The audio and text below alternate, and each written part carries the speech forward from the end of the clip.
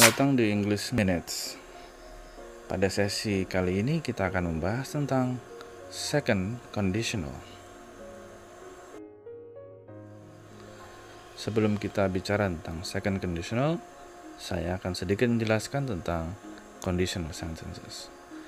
Conditional sentences adalah kalimat dalam bahasa Inggris yang menjelaskan tentang suatu keadaan yang dihasilkan oleh kondisi yang terjadi sebelumnya.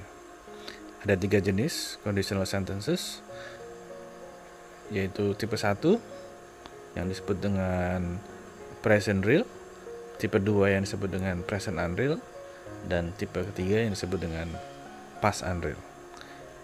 Kali ini kita akan membahas tentang conditional sentences tipe 2, present unreal. Second conditional sentences atau yang dikenal dengan present unreal conditional adalah kalimat kondisional yang menjelaskan tentang sebuah keadaan yang hanya terjadi di angan-angan akibat sesuatu kondisi yang belum atau tidak terjadi.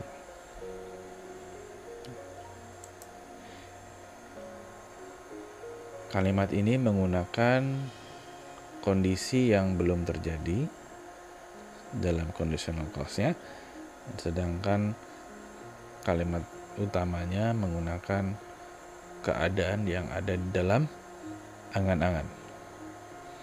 Contohnya dalam kata, if I had enough money, I would buy a car. Jika saya punya cukup uang, saya akan membeli mobil. Kondisinya saat ini, saya tidak punya cukup uang, sehingga hasil yang ada di angan-angan saya membeli mobil, tapi saya tidak bisa melakukannya. Dalam kalimat kedua, if I exercise every day, I would feel great.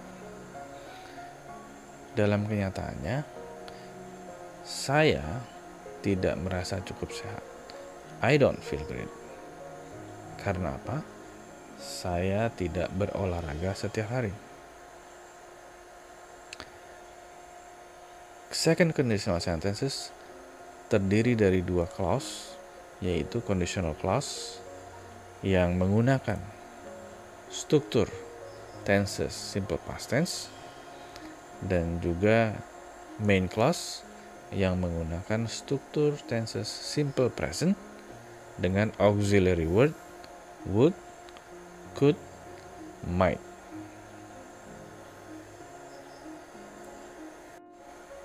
Penggunaan kata would, could, dan might di dalam main clause ditentukan oleh seberapa pasti hasil itu akan dicapai.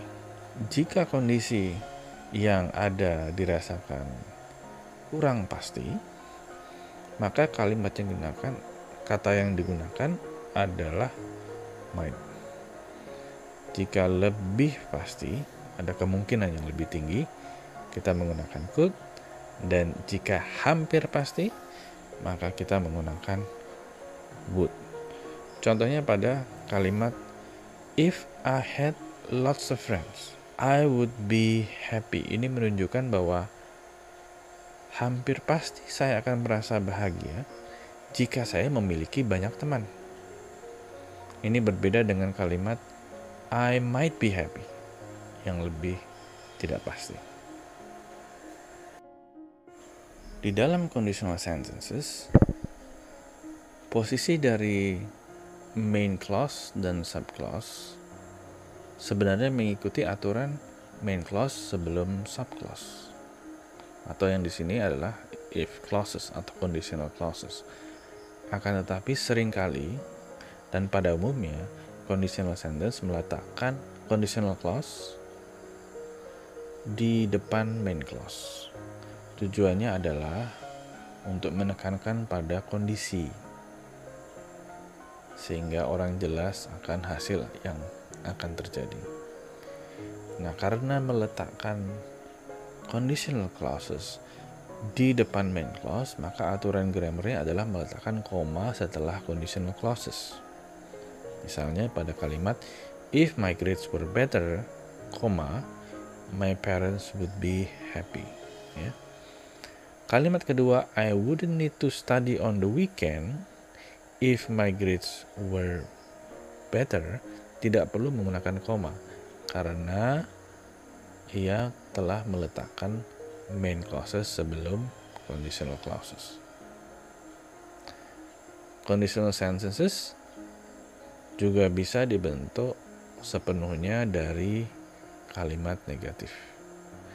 Jadi dua-duanya berupa kondisi yang negatif. Contohnya di kalimat if I didn't have so much homework, I wouldn't get up so early. Conditional sentence juga sering digunakan untuk menempatkan diri kita sebagai orang lain. If I were a movie star, I would travel abroad every month. Jadi kalimat ini menunjukkan bahwa saya bukan seorang bintang film dan saya selama ini tidak pergi ke luar negeri setiap bulan. Menjadikan diri saya sebagai orang lain atau sebuah benda menjadi dalam kondisi yang tertentu, kita menggunakan to be, linking verb to be. Dan yang perlu dijadikan catatan di sini adalah dalam bentuk formal, dalam bentuk yang lebih umum digunakan, kata was digantikan oleh were. Kalau kita menggunakan kata I sebagai subjek, umumnya dalam bentuk simple past tense kita menggunakan linking verb was. Sama dengan subjek my bicycle. Akan tetapi bentuk umum dari conditional sentences adalah menggantikan kata was dengan were. Ini saatnya Anda mempraktekkan apa yang telah Anda pelajari tentang second conditional dengan mengubah kalimat yang ada di layar menjadi second conditional sentences. Contohnya nomor 1, I want to travel but I don't have enough money. Ini dapat kita ubah menjadi second conditional menjadi if I had enough money, I would travel. Lakukan hal yang sama untuk kalimat nomor 2 sampai nomor 6.